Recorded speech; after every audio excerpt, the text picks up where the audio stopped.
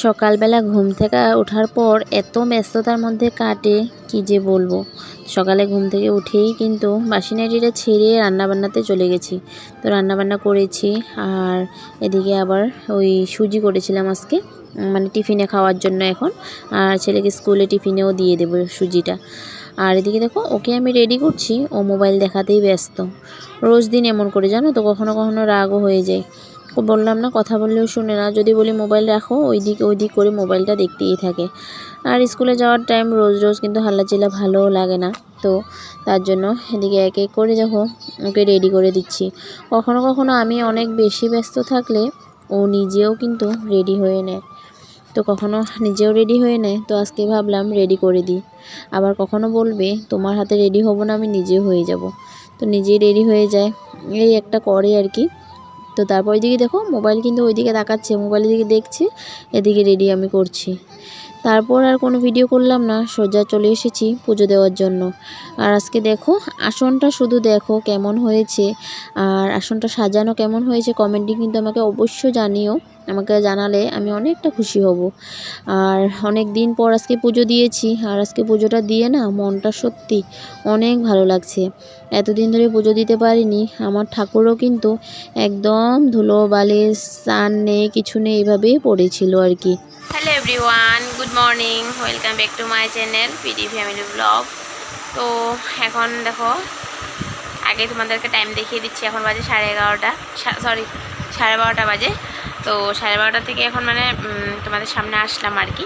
আর সকালে কিন্তু সব কাজ বাজ তো শেষই হয়ে গেছে, রান্নাবান্না কিন্তু শেয়ার করিনি। তো রান্নাবান্নাতে কী করেছি তোমাদের সাথে মানে শেয়ার করব।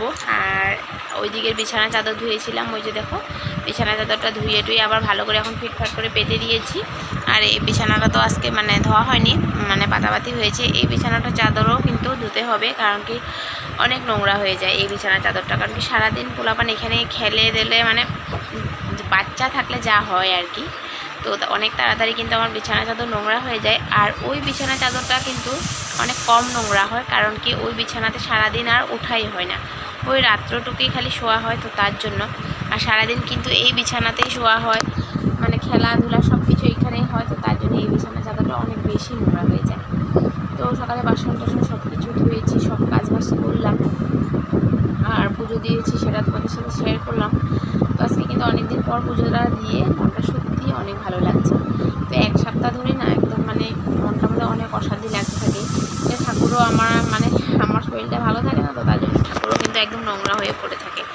তো তার জন্য আজকে একদম ভালো করে ক্লিন করে ঠাকুরের সব কাপড় টাপড় মানে চেঞ্জ করে আজকে আবার সুন্দর করে সব পরিষ্কার করে পুজো দিয়েছি। ভালো লাগে, মানে পুজোটা দিলে সত্যি ভালো লাগে। তো ছোটো সোনা কিন্তু আজকে এখনও ঘুমায়নি, বাইরে ওই মানে আমাদের পাশের বাড়িতে ওই মানে ননদ আছে আর কি, তো পাড়ারই। তো ওই ওর আছে, ওর করে ঘোরাঘুরি করছে। আর আজকে যেহেতু শনিবার, ছেলের আর্ট ক্লাস আছে, তো আমি আজকে স্কুলে আর যাবো না, আমি আনতে যাবো না, মা ওকে আসার টাইমে নিয়ে আসবে। তো মাকে ফোন করে বলে দিয়েছি যে আসার টাইমে নিয়ে আসতে, আজকে আর আমি যাবো না, ইচ্ছে করছে না। তো তার জন্য মায়ে নিয়ে আসবে ওকে। তো সেটাই। তো এখন ছোটো সোনাকে খাওয়ানো হয়নি সকালে। সকালে খেয়েছিল দুধ বিস্কিট, এখন আবার খাওয়াবো। তো এখন খাইয়ে দেই ওকে, একবার স্নান টান করিয়ে ঘুম পাড়াবো। তো চলো তোমরা সাথে থাকো, পাশে থাকো, আর ভিডিওটা ফুল ওয়াচ করে দিও। তারপর দেখো একদম সোজা চলে এসেছি এখন বিকেলবেলা। ওই যে রোদের থেকে কাপড় টাপড়গুলো এনে রেখেছিলাম, সেগুলোকেই এখন ভাঁজ করছি, এক এক করে ভাঁজ করে রাখছি। আর তো এগুলো ভাঁজ টাজ করে আবার অনেক কাজ আছে, বিকালে ঘরটর ঝাড় দিতে হবে। তো সারা দিনটা চলে যায় জানো তো, একটু শোয়ার সময়ও পাই না। শোবো কী করে, একের পর এক কাজ থাকেই। তো ছোটো সোনাকে নিয়ে শুতে পারি যখন ও ঘুমায়, কিন্তু আবার বড় সোনার জন্য আর আমার ঘুম হয় না। ছোটো সোনার থেকে বড় সোনার জন্য আমার আর বেশি টেনশন। ও বড় হয়েছে ঠিকই, কিন্তু আমার টেনশন ওকে নিয়েই বেশি। তো তার জন্য একদমই ভালো লাগে না জানো তো।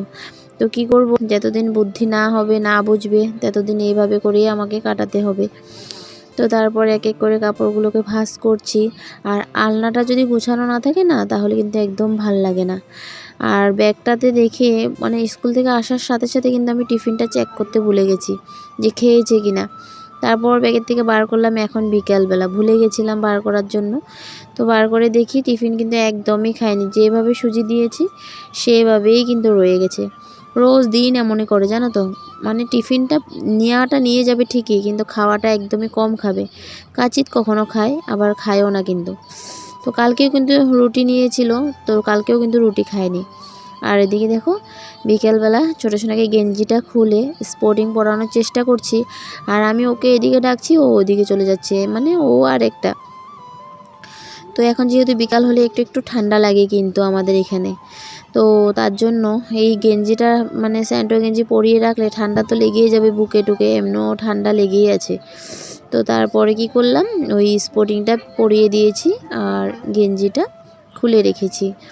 তো তার জন্য আর সন্ধ্যা হতে হতে কিন্তু আমাদের এখানে ঠান্ডা লেগেই যায়, ও ফ্যান চলালেও কিন্তু ঠান্ডা লাগে। এখন এই একটা অবস্থা হয়ে গেছে, সত্যি পুজোটা যাওয়ার সাথে সাথে কিন্তু ঠান্ডা পড়ে গেছে।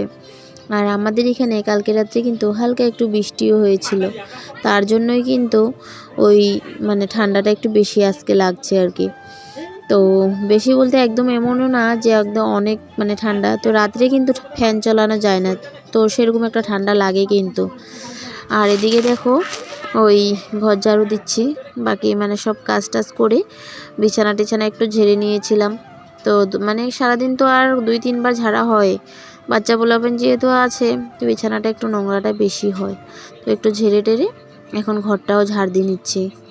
আর তো কালকের থেকে আমাদের নিরামিষ খাওয়া হবে, 3 দিন ধরে নিরামিষ খাবো, কারণ আমার দেওরে ছট পূজা করছে, এবার থেকে শুরু করেছে। তো ঘরের মধ্যে ও যদি ছট পূজা করছে, তো সবাই নিরামিষই খাবো, কারণ ওই মাছ মাংস গন্ধ বাতাসটাও ও মানে ওর যদি লাগে না, তো সেটাও একটা ক্ষতি।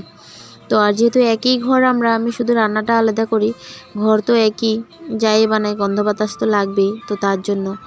আর এবার ভেবেছি আমার বড় ছেলের হাত দিয়ে আমিও পরশুদিন বিকেলবেলা ওই মানে ফল টল কিছু ওই যে টুকরি নেয় যে মানে ছট পূজাতে লোকেরা, তো ওদের টুকরিতে ওর হাত দিয়ে ফল দেওয়াবো। তার জন্য আমরাও কালকে থেকেই নিরামিষই খাবো। এমনিও কিন্তু প্রত্যেক সোমবারই কিন্তু আমাদের নিরামিষই হয়, তো আমরা কালকে রবিবার থেকেই নিরামিষ খাবো। কালকে আজকে রাতেই কিন্তু আমি সব ধোয়া মোছা করে রেখে দেব, তো তার জন্য। আর যেহেতু সকালবেলা তো তক্সা পাপা কাজেই যাবে, তো তার জন্য আর কি ওই আজকে রাত্রে সব মোছামুছি করে রাখবো। তো ওইদিকে দেখো ওই সব কিছু করে টোরে হাত মুখ ধুয়ে এখন এসে মাথাটা একটু আঁচড়ে নিয়েছি। আর আমার এত পরিমাণে চুল পড়ে না বন্ধুরা, কি বলবো, অনেকটাই চুল পড়ে, জানি না কেন চুল পড়াটা একদম কমছেই না। তারপর এখন মানে সোজা চলে এসেছি সন্ধ্যাবেলা, সন্ধ্যা দিয়ে নিয়েছি। আর ধূনাবাতি জ্বালানোর আগেই কিন্তু আমি আসনটা পরিষ্কার করে নিই, ওই যে সকালে ফুল টুল দিয়েছিলাম সব কিছু উঠিয়ে তারপর সন্ধ্যা দিয়েছি। কালী পূজার সময় তক্সা বাবা সলতা এনে রেখেছিল, সেটা আর গোছানো হয়নি, তো এখন কিন্তু প্যাকেট খুলে খুলে ওই ডিব্বাটাতে ভরিয়ে রাখছি। ওই প্যাকেট খুলে খুলে রোজ রোজ এরকম দেওয়াটা একটা অস্বস্তি লাগে, আর একটা দিকদার হয়, আর তার মধ্যে প্যাকেটগুলো একটা জাবরা হয়ে থাকে, রাখার একদম মানে একটা অগোছালো মতো লাগে। তো তার জন্য সবসময় কিন্তু আমি বেশি করে এরকম ওই সলতা নিয়ে মানে আনাই, আর তারপর এরকম খুলে খুলে দেখো এই ডিব্বাটা একদম ভর্তি করে রেখে দেব, তো তা মানে আমারও সুবিধা হয় আর কি। তারপর সন্ধ্যাবেলা দেখো তক্সা বাবা কাজের থেকে এসে পয়সাগুলো আমার হাতে দিল, যে কী টাকা মানে কয় টাকা দিয়ে কি করতে হবে সেটা হিসাবটা দিয়ে দিল। তো জানো তো এই সারা সপ্তাহ কাজ করে এই কয়টা টাকাই পায়, তো তার জন্য। আর আমাদের গরিবের জানো তো এই টাকাগুলোও কিন্তু আমাদের জন্য অনেক বেশি, ওই মানে এই সপ্তাহ কাজ করে এই টাকাগুলো যখন হাতে আসে না, অনেক মানে খুশি হয়ে যায়, অনেক ভালো লাগে। তো তার জন্য আর কি নিজের মাটিও নেই বাড়িও নেই, এইভাবেই চলছি আর কি, কি করব। হ্যাঁ, তো রেলের মাটিতে কিন্তু থাকি আমরা, যারা রোজ আমার ভিডিও দেখো তোমরা নিশ্চয়ই জানো। জানি না নিজের ঘর বাড়ি কবে হবে, কবে কি হবে, এই করেই চলছি। ওই সপ্তাহে এই কয়টা টাকা দিয়েই সংসার চালাতে হয় আমার। তো আজকের জন্য এতটুকুই রইল বন্ধুরা ভিডিওটা, আসি তবে আজ।